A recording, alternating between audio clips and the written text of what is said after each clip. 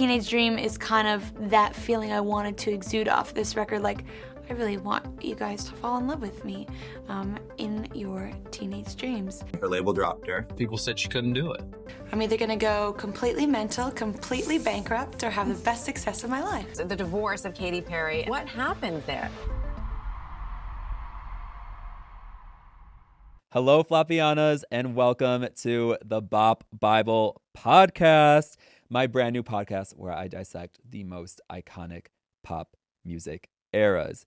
You guys, this podcast has been a long time coming. I first had this idea to do a podcast where I do these deep dives on pop music eras a while ago, but I had tried solo podcasting before and it just really did not go well. Like, I know I'm out on the flop, but I did not want a podcast to be a flop, you know? So with this podcast, I was like, how do I get people interested and excited about it? So I kind of approached it in a similar way that artists approach their albums. Like, I wanted to create a whole rollout for this podcast because when artists drop albums, it's not like they drop their albums and then just leave, you know, unless they're like Taylor Swift and Beyonce, they can do whatever they want.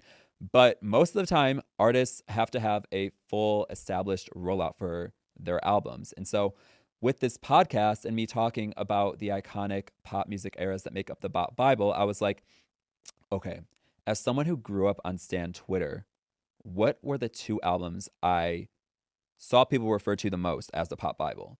And I was the type of Stan that stanned multiple people. They call him a hybrid Stan. I wasn't just a Swiftie. I wasn't just a Little Monster, just a Katy Cat. Like, I stand all the pop girls. And so the albums that I saw people refer to the most as the Pop Bible were 1989 and Teenage Dream.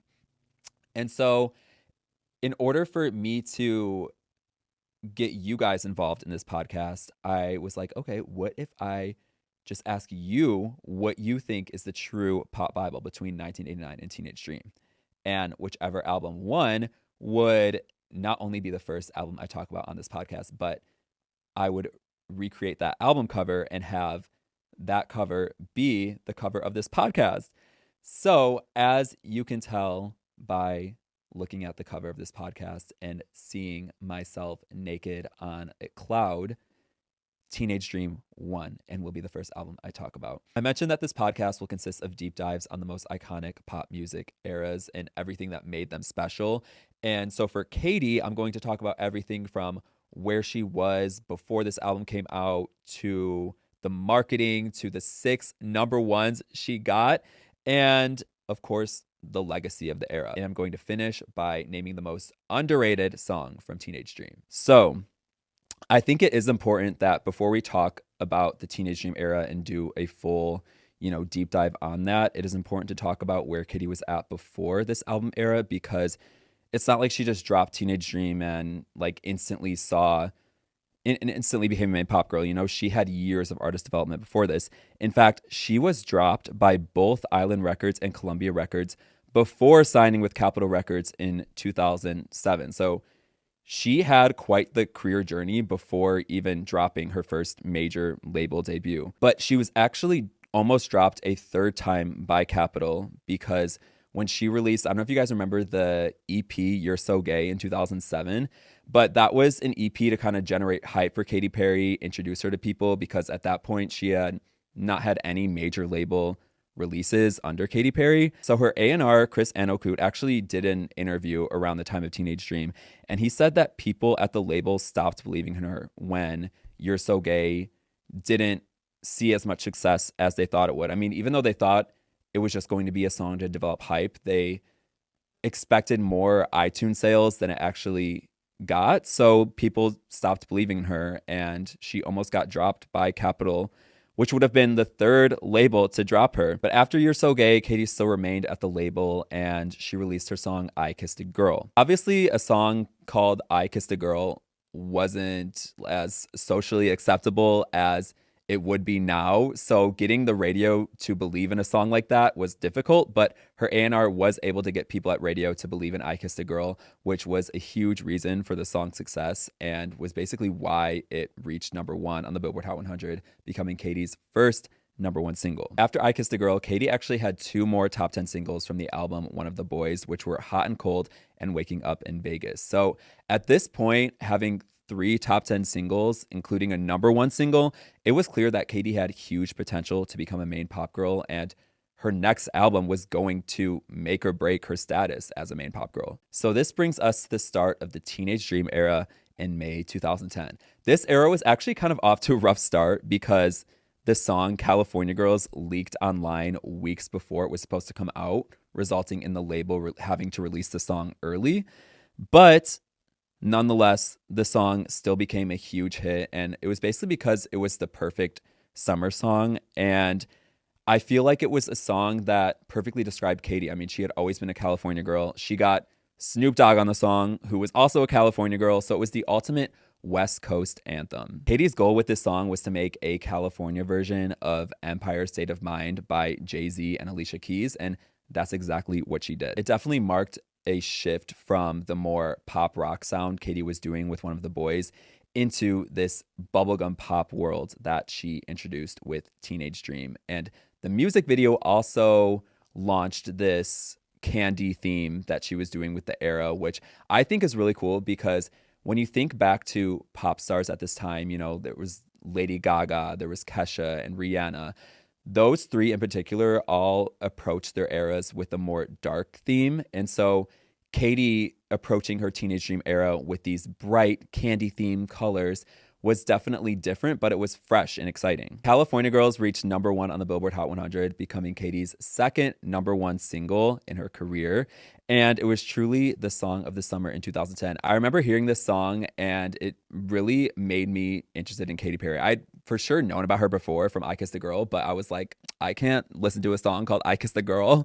And so I never listened to that song, but I remember hearing California Girls and instantly downloading it on my iPod Shuffle. It was #1 on the charts and #1 on my iPod, truly. So leading into Teenage Dream's second single, Katy already had a #1 hit and was determined to have a second #1 hit and another song of the summer with the title track, Teenage Dream. I think releasing this song as a second single before the release of the full album was such a smart move because the song was basically the thesis statement of the entire era. While California Girls was more bubblegum pop, Teenage Dream was more of an electropop mid-tempo banger that people loved. I mean, like I said before, Katy's goal was to have a second song of the summer, and that's exactly what she did. Lyrically, this song was something everyone could relate to, you know, having a crush that makes you feel like you're in high school again, and the whole nostalgia element of it was just something that people loved. This song showed that Katy could express vulnerability in more of a fun way, and it ended up peaking at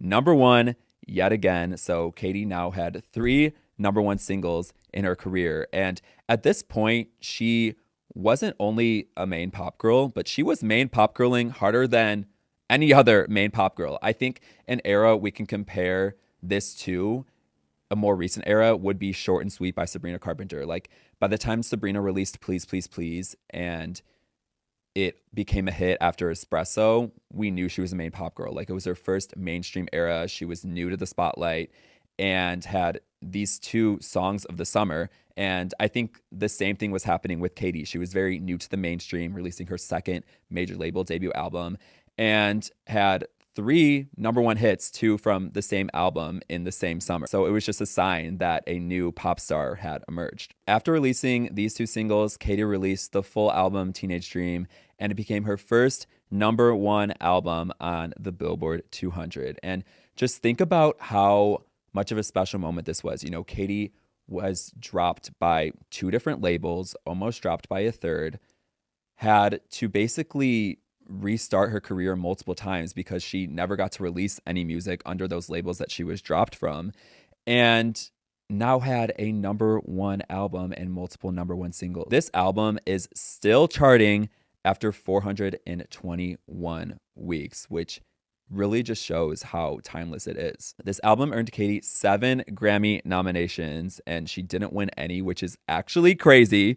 Because think about how big this era was and her not winning any Grammys from it. Insane. I want to touch on a marketing strategy Katy used when she released this album because I truly think it was genius and got so many people into this whole world of Teenage Dream. So Katy had the original pressings for the CD and vinyl for Teenage Dream smell like actual cotton candy. And so not only was she showing like this bright candy world in her visuals, but she was making sure that when people would buy the album that they would experience that fresh scent of cotton candy, which I think is so genius. I found out about this recently when I was researching about this album, and I don't know if any of these are still available. If any of you have a cotton candy scented album by Katy Perry, let me know, and let me know how I can get one, because I need that. But yeah, I think this was just such a smart way to get people to think of Teenage Dream as more of a world that they were experiencing rather than just an album. So a couple months into the release of Teenage Dream, it was time to choose a third single because Katy already had 2 smash hits and was ready to just keep that momentum going. At this time, it was 2010, and there was definitely a trend of self-empowerment anthems. I'm thinking of songs like We Are Who We Are by Kesha, Born This Way by Lady Gaga, Raise Your Glass by Pink. You know, it seemed like all the pop girls had some sort of self-empowerment anthem. So Katy was like, well, I can do that too. And that's what she did with the song Firework. I think Firework was a good single for her to play it safe because she wanted to have another hit and knew that these other pop girls were getting hit songs with self-love anthems. And so Firework, being this insanely great pop song with a catchy chorus that makes people feel good, would surely become a hit. I think back to this music video and I just think about how special it was that Katy included that scene where the gay guy goes up to his crush and kisses him. And yeah, it was just so special because this was Katy's way of telling people, I'm for the gays. And that was important for her because other pop stars were doing it. And I'm not saying that Katy was doing it just because other pop stars were. I think she genuinely was for the gays, as we can tell with her single I Kissed a Girl. But I think this scene was just such an important thing for her to include in her music video for an era that was getting her so much attention within the general public. The video for this song actually ended up winning Video of the Year at the VMAs, which was so well deserved. And the song became Katy's 4th #1 single on the Billboard Hot 100, reaching #1 in December of 2010. So now Katy had not 1, not 2, but 3 #1 singles from the same album. Obviously, at this point, like I mentioned before, she was a star. The general public was so interested in her. And so for the 4th single off of the album, she asked her fans for some help. Katy wrote on Twitter, "People, you are the reason why I'm here. So what song off of Teenage Dream do you want to blow up next? Put a hashtag next to the song you want." And a month later, she announced E.T. as the 4th single from Teenage Dream. She released a remix of this song with Kanye West, which was definitely not needed. I mean, the song is pop perfection by itself. We did not need Kanye on it, but I mean, it definitely boosted the song, which was good for her career, I guess. This song is truly futuristic electropop perfection, and it introduced more of a dark pop sound for Katy that we hadn't really heard yet. E.T. reached #1 in April of 2011, becoming the 4th #1 single from Teenage Dream and Katy's 5th #1 single overall. This song also had an iconic video of Katy going through space, which was a little foreshadowing for sure, but it definitely, looking back, is one of her most memorable videos and for sure helped this song and the era blow up even more. So the year was now 2011, and after having multiple songs of the summer the previous year, Katy was ready to have the song of the summer in 2011. Katy decided to make Last Friday Night the 5th single from Teenage Dream, which was such a smart move because I know I keep mentioning artists like Lady Gaga and Kesha because, I mean, they were the other girls on top during this time. But Gaga and Kesha in particular were known for their party girl anthems. And Last Friday Night was Katy's way of saying, well, I can make a party girl anthem too, but in my own way. You know, it was very much still bubblegum pop and was very Katy. The music video for Last Friday Night was so genius. The cameos that Katy included in this video truly made this song appeal to so many different generation. She got Debbie Gibson and Corey Feldman to play her parents in this music video, which was a great way to get the older crowd interested in her because these are two people who became famous in the 1980s. She also got Darren Criss and Kevin McHale from Glee to appear in this video, and Glee was one of the hottest shows at the time, and that definitely got more of the teen crowd interested in this video. But the most iconic cameo she included in this video, Rebecca Black, who was probably the most talked about person on the internet in 2011. Rebecca Black was someone who was getting trolled by literally everyone in 2011. Young people, old people, everybody was trolling her. And it was truly sad because Rebecca Black was only 13 years old when her music video for her song Friday came out. But the song was just so viral and people were just making fun of its lyrics. Sure, they were corny, but she was just a 13-year-old girl having fun trying to create a party girl anthem like Kesha and Lady Gaga. Katy including Rebecca in this video was actually so cute because it shows that Katy saw that bullying that Rebecca was going through and was like, you know what, I'm going to include her in this music video for a song that is about to become a smash hit. I mentioned how Katy got more of a teen crowd interested in this music video, particularly with the Glee cameos. But I think including Rebecca Black is something that got an even younger crowd interested in her because I remember being in 6th grade when the Friday music video came out and everybody in my class was trolling Rebecca Black talking about that music video. But seeing Rebecca Black in the music video for Last Friday Night is definitely something that got me interested in the song. I was like, Rebecca Black is in this video? I need to watch. These cameos are definitely what helped Katy get her 5th #1 single from this album in August of 2011. So now that Katy had 5 #1 singles from this album, she tied Michael Jackson's Bad for the most #1 singles from a particular era. So I mentioned how Katy was main pop girling harder than any other main pop girl when she had 2 #1 singles from a single album. Now she had 5 #1 singles from this album. Like, she was unstoppable. Having 5 #1 singles from one album is truly insane. And it's something that I don't think any pop star will ever be able to accomplish again, especially within the streaming era of music. It's hard for artists to have long-lasting eras with multiple hit singles. And so Katy having all of these #1 hits just showed that she was dominating during the early 2010s. So now that Katy tied Michael Jackson's record, she was only one #1 single away from beating his record, and that's what her team was determined to do. Katy decided to make the song The One That Got Away the 6th single from this era. And this song definitely showed a new side of Katy. It was definitely more on the ballad side, even though it was not a full ballad. It was more of a pop ballad in her style.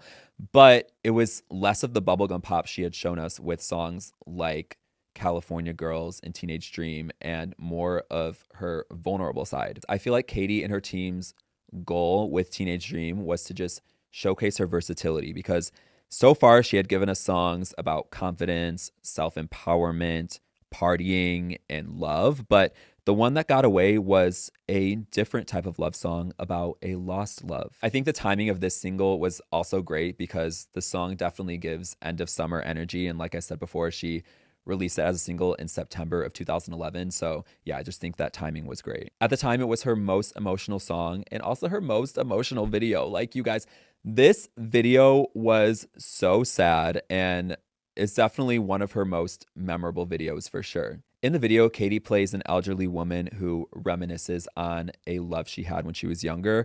And we find out at the end of the video that he actually passed away because he was distracted by her wedding veil and drove off a cliff. Like, so sad. And it just definitely got people more connected to this song. While Katy's team was definitely pushing hard to get this song to #1 by releasing a remix with B.O.B. and an acoustic version, this song actually broke Katy's #1 single streak, peaking at #3, but it was still, I mean, a smash hit. So at this point, despite Katy and her team's efforts, she did not break Michael Jackson's record, and she could have stopped here and started with the new album era, but she decided to keep going with the Teenage Dream era. After releasing 6 singles from the original version of Teenage Dream, Katy decided to release the reissue of the album Teenage Dream: The Complete Confection in 2012, nearly 2 years after the album's original release. In this reissue of the album, we got 3 new songs,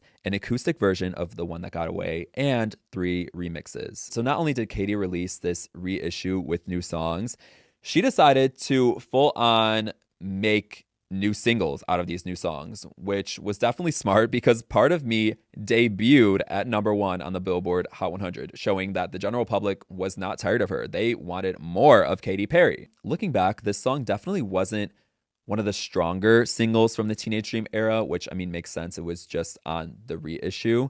But I feel like a big reason it went #1 was because of the big pop culture moment that was going on with Katy during this time. At the time, Katy wasn't only going through a divorce with Russell Brand, she was going through a nasty divorce with Russell Brand, who asked for a divorce over text message before her concert. This is something that we actually saw in the documentary Katy Perry Part of Me, which documented her experience throughout the California Dreams tour.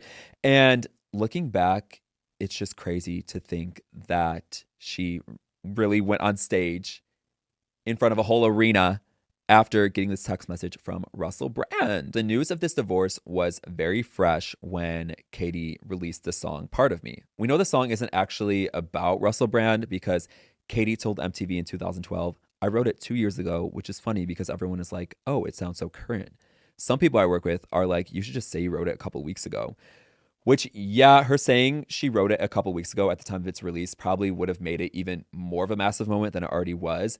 But there were demos of Part of Me surfacing online like 2 years before she released it. So people would have figured out that she was lying if she said that.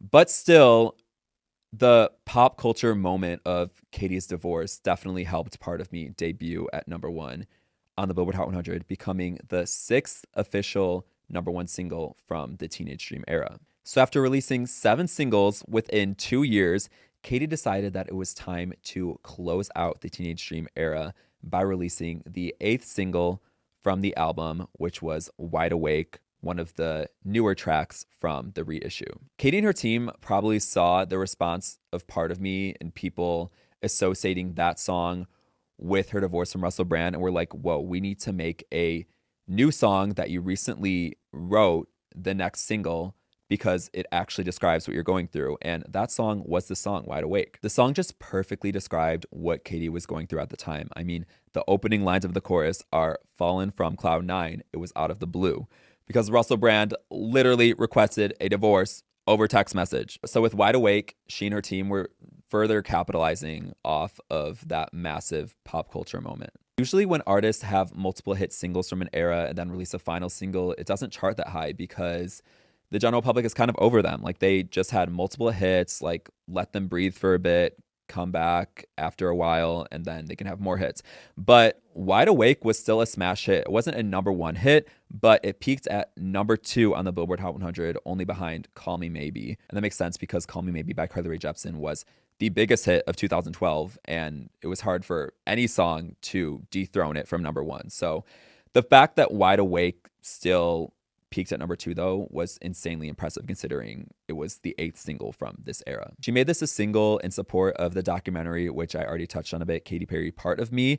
And this documentary and the tour were also huge reasons for this era's success. The California Dreams tour grossed $66 million, and the documentary grossed $33 million. So both of these definitely helped the era going and contributed to its overall world domination. So a huge reason why Teenage Dream is considered the pop Bible is that there are so many songs from this album with single potential. This was back when labels made songs singles by just sending them to radio and making music videos for them.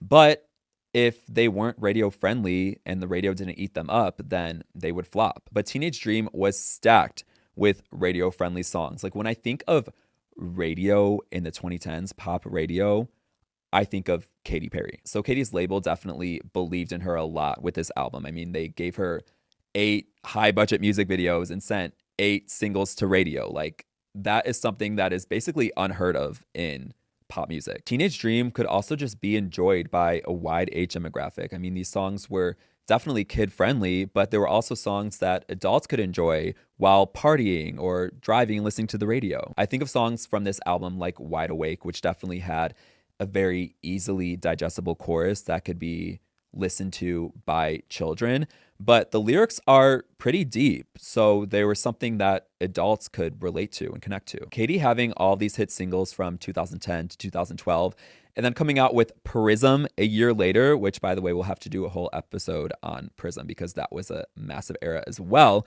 But that is what made her the it girl of the early to mid 2010s. I think what also helped Teenage Dream was the fact that at the time, Katy didn't have a super well-established fan base, and her target audience was the general public. Artists like Lady Gaga already had a massive fan base. I mean, Gaga at the time sold over 1 million copies with her album Born This Way, which was massive.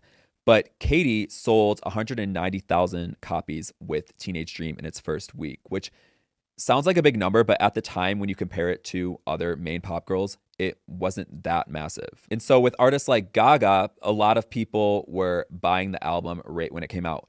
But Katy, because she didn't have a super well-established fan base yet, her way of getting people to know her was having all of these singles sent to radio, which resulted in people buying them on iTunes, which made them chart so high on Billboard. We were still in the physical sales era of music. We weren't in the streaming era yet. So the general public hearing these songs on the radio and wanting to download them and have them on their iPods was key to this era's success. I told you guys I would touch on the most underrated song from this album, which I'm going to do now. The most underrated song from Teenage Dream, Hummingbird Heartbeat, without a doubt. Look back on this era and I think, like, what if Katy made Hummingbird Heartbeat a single instead of the one that got away? Like, would she have gotten that 6th consecutive #1 from the era? I think she could have. It has such a catchy chorus. I love the sexual metaphors, but also maybe it was a little bit too similar to the song Teenage Dream. And like I said before, I feel like Katy's goal with this era was to showcase her versatility, and the one that got away definitely showcased that more, I guess. Hummingbird Heartbeat truly is an iconic song and is definitely underrated in Katy's discography. Thank you guys so much for tuning in to the first episode of the Bop Bible. If you made it to the end, thank you so much. It means the world to me. And if you could also give the podcast a positive review and rate it 5 stars, that would make me even more happy. And another way you can get the word out about this podcast is by sharing it on your Instagram story. If you see that, I will get so excited and I'll probably reshare it on mine. And yeah, that'll just help spread the word of the Bop Bible.